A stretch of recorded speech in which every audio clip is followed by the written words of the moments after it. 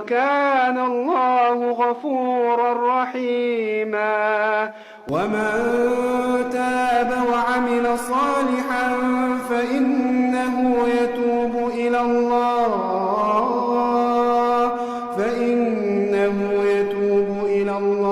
ভাই তুমি যদি মুসলিম ঘরের সন্তান হও তাহলে ফুল ভিডিওটা দেখার জন্য অনুরোধ রইল। ভাই সব জায়গায় মজা করো ঠিক আছে, কিন্তু মসজিদে তারাবি নামাজের সময় কেন মজা করো? তোমাদের কি একবারও বিবেকে বাধা দেয় না? তোমরা কোন জায়গায় এসে বেয়াদবি করতেছো? তোমাদের মনে কি একটু ভয় হয় না যে মসজিদে দুনিয়াবি কথা বলা নিষেধ? সে মসজিদে এক বন্ধু নামাজে দাঁড়ালে আরেক বন্ধু পিছন থেকে টান দিয়ে নামাজ ভেঙে দেও। এইটা কেমন মজা? এটা কেমন বেয়াদবি? আমাকে বুঝাও। রাস্তাঘাটের মজা, খেলার মাঠের মজা আর মসজিদের মজা কি এক? সব জায়গায় মজা করো ঠিক আছে, এজন্য মসজিদে এসে মজা করবা? ভাই এমনি নামাজ পড়ো না, তারপরে একজন নামাজে দাঁড়াইলো আর তুমি তার নামাজটা ভেঙে দিতেছো। ভাই শোনো, নামাজে দাঁড়ানো মানে স্বয়ং আল্লাহর সামনে দাঁড়ানো, আর একজন আল্লাহকে সেজদা দিতেছে, আল্লাহর কাছে মাথা নত করতেছে, আর তুমি